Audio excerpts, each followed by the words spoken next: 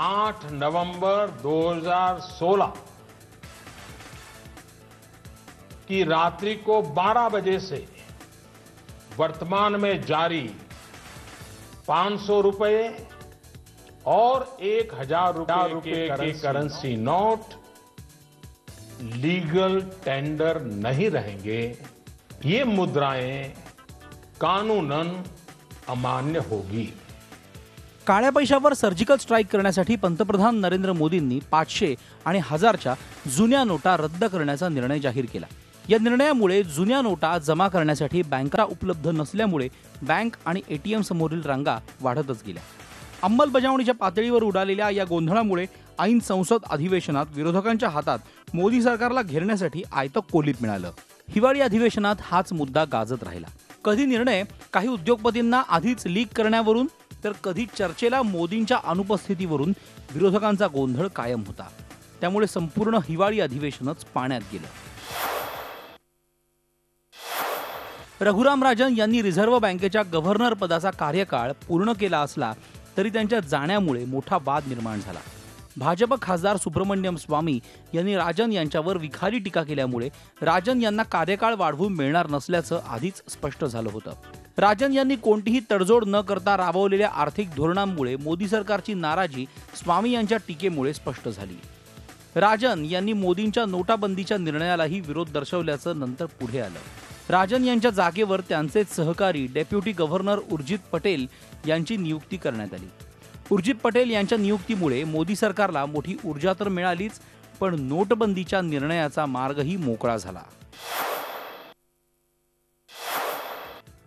लोकसभेच्या निवडणुकांमध्ये भाजपने मोदींच्या नेतृत्वात घवघवीत यश मिळवल्यानंतर पहिल्यांदाच देशात एक साथ 4 राज्यांमध्ये विधानसभेच्या निवडणुका झाल्या। त्यामुळे भाजपच्या कामगिरीकडे सर्वांचं लक्ष लागलं होतं। आसाम वगळता भाजपला कुठेही सत्ता मिळवता आली नाही। मात्र भाजपने सर्व राज्यांमध्ये लक्षवेधी मतं मिळवली। जयललितांनी सलग दुसऱ्यांदा विजय मिळवून तामिळनाडूची प्रस्थापित विरोधी मतदानाची परंपरा मोडून काढली, तर ममता बॅनर्जी यांनीही सलग दुसऱ्यांदा डाव्यांना सत्तेपासून दूर ठेवत पश्चिम बंगालमध्ये सत्ता खेचून आणली। केरळमध्ये मतदारांनी आलटून पालटून सत्तेची परंपरा कायम ठेवत काँग्रेसला सत्तेवरून पायउतार करत डाव्या आघाडीच्या हातात सत्ता दिली। मात्र सत्ता खेचून आणणाऱ्या अच्युतानंदन यांच्याऐवजी पिन्नारी विजयन यांची मुख्यमंत्रीपदावर वर्णी लागली। तामिळनाडूच्या मुख्यमंत्री आणि AIADMKच्या सर्वेसर्वा जयललिता यांची 73 दिवसांच्या उपचारानंतरही मृत्यूशी झुंज अपयशी ठरली। जयललिता यांना श्रद्धांजली वाहण्यासाठी पंतप्रधान नरेंद्र मोदींपासून काँग्रेस उपाध्यक्ष राहुल गांधींपर्यंत सर्वच पक्षांचे दिग्गज चेन्नईत हजर होते। विशेष म्हणजे जयललिता यांच्यावर चेन्नईच्या मरीना बीचवर त्यांचे राजकीय गुरु असलेल्या MGR यांच्या समाधीस्थळाच्या बाजूलाच अंत्यसंस्कार करण्यात आले। त्यांच्या मृत्यूनंतर लगेचच म्हणजे त्याच रात्री त्यांचे अत्यंत निकटवर्तीय पनीरसेल्वम यांनी मुख्यमंत्रीपदाची शपथ घेतली। त्यामुळे सत्ताधारी AIADMKच्या मुख्यमंत्रीपदाचा प्रश्न तात्पुरता तरी सुटला। मात्र पक्षाची धुरा नेमकी कोणाच्या खांद्यावर सोपवायची याचा तिढा मात्र अजून सुटलेला नाही। जयललिता यांच्यासारखं करिश्मा असलेलं दुसरं नेतृत्व AIADMKकडे नाही। त्यामुळे दुसऱ्या फळीतले ज्येष्ठ नेते असलेले लोकसभेचे उपाध्यक्ष थंबीदुराई आणि जयललिता यांच्या निकटवर्तीय शशिकला यांच्यात चुरस आहे। काका पुतण्याचा संघर्ष महाराष्ट्राला नवा नसला तरी उत्तर प्रदेशला मात्र त्याची यंदा पहिल्यांदाच प्रचिती आली। गेल्या विधानसभा निवडणुकीत स्वबळावर सत्ता काबीज करणाऱ्या यादवांच्या समाजवादी पक्षात यंदा ऐन निवडणुकीच्या तोंडावर यादवी माजली। मुख्यमंत्री अखिलेश यादव आणि त्यांचे काका शिवपाल सिंह यादव यांच्यात पक्षावरील वर्चस्वावरून वाद झाला। मुख्यमंत्री अखिलेश यादव यांनी शिवपाल यादव यांच्याकडून सर्व महत्त्वाची खाती काढून घेतली। त्याला उत्तर म्हणून समाजवादी पक्षाचे सर्वेसर्वा मुलायम सिंह यादव यांनी अखिलेश यांच्याकडून पक्षाध्यक्षपद काढून घेत शिवपाल यांच्याकडे सोपवलं। मात्र त्यानंतरही संघर्ष टिपेला गेला। अखिलेश यांनी शिवपाल यांच्या समर्थक मंत्र्यांची मंत्रिपदावरून उचलबांगडी केली, तर शिवपाल यांनी अखिलेश समर्थक पदाधिकाऱ्यांची पक्षातून हकालपट्टी केली। काका पुतण्याच्या या संघर्षात मुलायम यांनी मुलापेक्षा जास्त विश्वास भावावर दाखवला। त्यामुळे उत्तर प्रदेशातल्या यादवांच्या यादवीचा ठसा 2016 या वर्षावर उमटला। पाकिस्तानातील दहशतवादी संघटना हिजबुल मुजाहिदीनचा पोस्टर बॉय आणि कमांडर बुरहान वानी याचा खात्मा करण्यात आला। जम्मू काश्मीर पोलीस आणि 19 राष्ट्रीय रायफल्सच्या विशेष मोहिमेत काश्मीरमधल्या अनंतनाग जिल्ह्यातल्या बुमदुरा गावात गाठून त्याला यमसदनी पाठवण्यात आलं। मात्र या कारवाईचे काश्मीरमध्ये तीव्र पडसाद उमटले, कारण सोशल मीडियावर सक्रिय असलेला बुरहान तरुणांमध्ये लोकप्रिय होता। त्याच्या मृत्यूच्या निषेधार्थ काश्मीरमध्ये तणावाचं वातावरण निर्माण झालं। अनेक ठिकाणी हिंसक मोर्चे निघाले, अनेक ठिकाणी मोठ्या प्रमाणावर दगडफेकही झाली। या हिंसक घटनांमध्ये 85 पेक्षा जास्त जणांचा बळी गेला, तर 10,000पेक्षा जास्त जण जखमी झाले। यात पोलीस आणि जवानांचाही समावेश होता। 2010 नंतर पहिल्यांदाच काश्मीरमध्ये एवढ्या मोठ्या प्रमाणात हिंसा उसळली। त्याचे पडसाद 2016च्या अखेरपर्यंत उमटत राहिले। हिजबुल मुजाहिदीनचा पोस्टर बॉय बुरहान वानीला कंठस्नान घातल्यानंतर बिथरलेल्या दहशतवाद्यांनी जम्मू काश्मीरच्या उरीमधील लष्कराच्या ब्रिगेड मुख्यालयावर भ्याड हल्ला केला। या हल्ल्यात 18 जवान शहीद झाले आणि 19 जवान जखमी झाले। यात सर्वाधिक जवान डोगरा रेजिमेंटचे होते। 18 सप्टेंबरच्या पहाटे 4 वाजण्याच्या सुमाराला दहशतवाद्यांनी हल्ला केला। जम्मू काश्मीरमधला गेल्या 2 दशकांमधला लष्करी तळावरील हा सर्वात मोठा हल्ला होता। लष्कर-ए-तोयबाने या हल्ल्याची जबाबदारी स्वीकारली। हे 4ही दहशतवादी पाकिस्तानचे होते। लष्कराने याला जोरदार उत्तर देत हल्ला करणाऱ्या 4ही दहशतवाद्यांना कंठस्नान घातलं। आंतरराष्ट्रीय पातळीवरही याचे तीव्र पडसाद उमटले। पाकिस्तानमध्ये होणारी नियोजित सार्क परिषदेवर सर्व सदस्य राष्ट्रांनी बहिष्कार घातला। त्यामुळे पाकिस्तानवर सार्क परिषद रद्द करण्याची नामुष्की ओढवली। पाकिस्तानी दहशतवाद्यांनी उरीमध्ये केलेल्या भ्याड हल्ल्याला भारतीय जवानांनी सर्जिकल स्ट्राईक करून सडेतोड प्रत्युत्तर दिलं। दहशतवाद्यांच्या काही टोळ्या पाकिस्तानातून भारतात घुसखोरी करण्याच्या तयारीत होत्या। भारतीय लष्कराने नियंत्रण रेषेपलीकडे 2 किलोमीटर आत पाकव्याप्त काश्मीरमध्ये घुसून पाकिस्तानी दहशतवाद्यांचे 7 तळ उद्ध्वस्त केले।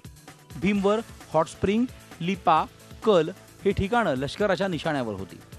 सुमारे 30 ते 35 दहशतवाद्यांना कंठस्नान घालण्यात आलं। नियंत्रण रेषेपलीकडे घुसून भारताने केलेला हा पहिलाच लष्करी हल्ला होता। त्यासाठी हेलिकॉप्टरनं सैनिकांना पाकव्याप्त काश्मीरात उतरवण्यात आलं। या सैनिकांनी दहशतवादी तळांवर हल्ले चढवून पहाटे 6 वाजता ऑपरेशन यशस्वी केलं। पाकिस्ताननं दहशतवाद्यांना पाठिंबा देणं थांबवलं नाही तर अशा कारवाया कराव्याच लागतील असा सज्जड इशारा या निमित्तानं देण्यात आला। नदीच्या पाणी वाटपावरून राज्यांमध्ये होणारे वाद तसे नवे नाहीत। मात्र यंदा कावेरी नदीच्या पाण्यावरून कर्नाटक आणि तामिळनाडूतला वाद हिंसेच्या पातळीवर पोहोचला। राज्यातलं भाताचं पीक संकटात सापडल्यामुळे तामिळनाडूनं कर्नाटक सरकारकडे पाणी सोडण्याची मागणी केली। मात्र दक्षिण कर्नाटकातल्या दुष्काळी परिस्थितीमुळे कर्नाटक सरकारनं तामिळनाडूला पाणी सोडण्यास नकार दिला। त्यामुळे हा वाद थेट सुप्रीम कोर्टात पोहोचला। सुप्रीम कोर्टानं कर्नाटक सरकारला पाणी सोडण्याचे आदेश दिले, मात्र हे आदेश कर्नाटकने धुडकावून लावले। त्यामुळे घटनात्मक पेच तर निर्माण झालाच, पण तामिळनाडूच्या गाड्यांची कर्नाटकात जाळपोळ करण्यात आली। यात काही जणांचे बळीही गेले। बंगळुरूत तर शहर परिवहन कंत्राटदार तामिळ असल्यामुळे एकाच बस डेपोतील तब्बल 56 बसेस जाळण्यात आल्या होत्या। हा वाद महिनाभरापेक्षा जास्त चालला, त्यामुळे दोन्ही राज्यांचं मोठं आर्थिक नुकसान झालं। 2016 हे वर्ष उद्योग विश्वासाठी फारच महत्त्वाचं ठरलं। जगातल्या मोठ्या उद्योग समूहांपैकी एक आणि भारतातला सर्वात प्रतिष्ठित समजल्या जाणाऱ्या टाटा समूहात मोठा भूकंप झाला। टाटा समूहाच्या अध्यक्षपदावरून सायरस मिस्त्री यांची अचानक हकालपट्टी करण्यात आली। नव्या अध्यक्षांची नियुक्ती होईपर्यंत समूहाची सर्व सूत्र पुन्हा माजी अध्यक्ष रतन टाटा यांच्याकडे सोपवण्यात आली। रतन टाटा यांनीच मिस्त्री यांची 2012 मध्ये अध्यक्षपदावर नियुक्ती केली होती।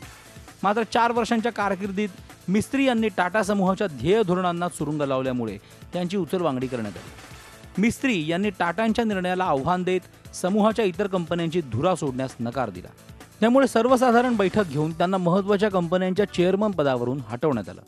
मात्र त्यानंतर तोंडघशी पडलेल्या सायरस मिस्त्रींनी उरल्या सुरल्या कंपन्यांच्या अध्यक्षपदावरून राजीनामे दिले। टाटांच्या विरोधात त्यांनी आता न्यायालयीन लढाई लढण्याचा निर्धार केलाय।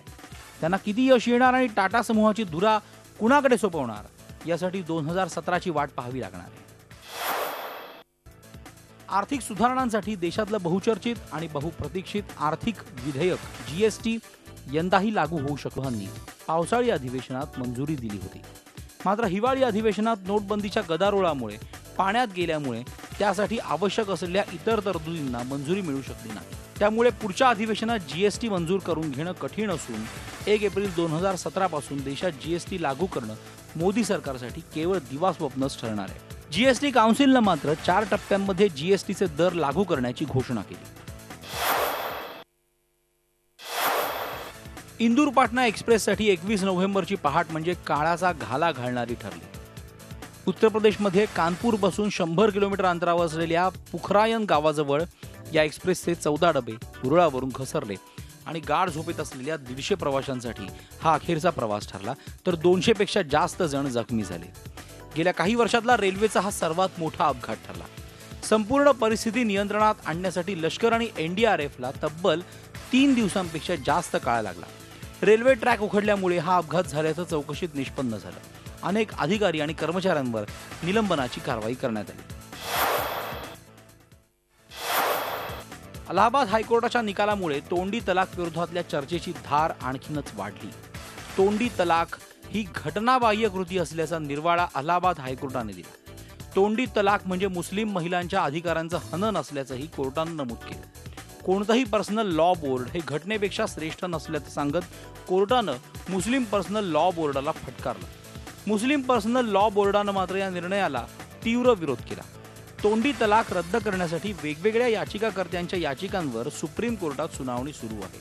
केंद्र सरकारनेही पहिल्यांदाच सुप्रीम कोर्टात तोंडी तलाक, बहुविवाह आणि निकाह हलाला या 3 पद्धतींबाबत पुनर्विचार करण्यात यावा अशी भूमिका मांडली आहे. राष्ट्रीय स्वयंसेवक संघानं आपल्या 91 वर्षांच्या परंपरेला फाटा देत गणवेश बदलण्याचा निर्णय घेतला. संघात तरुणांचा सहभाग वाढावा यासाठी संघानं हाफ चड्डीला अलविदा करत फुल पॅन्टचा समावेश केला.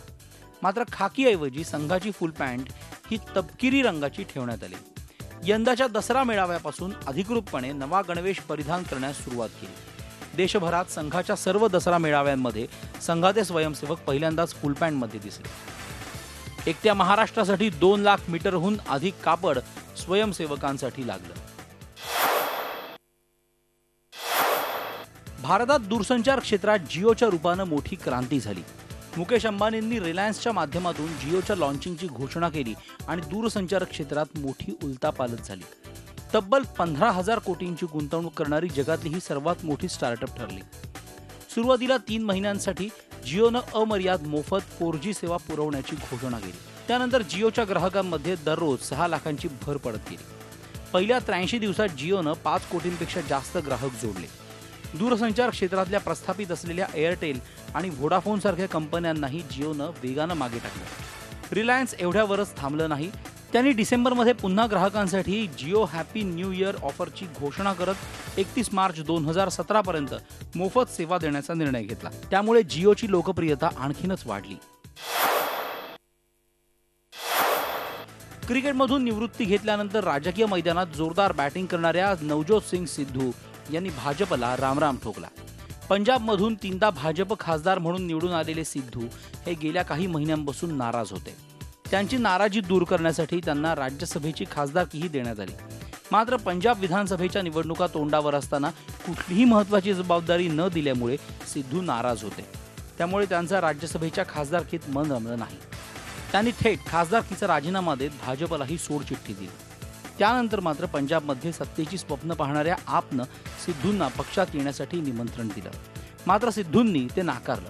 स्वतःचा स्वतंत्र पक्ष स्थापन करण्याची घोषणा सिद्धूंनी केली.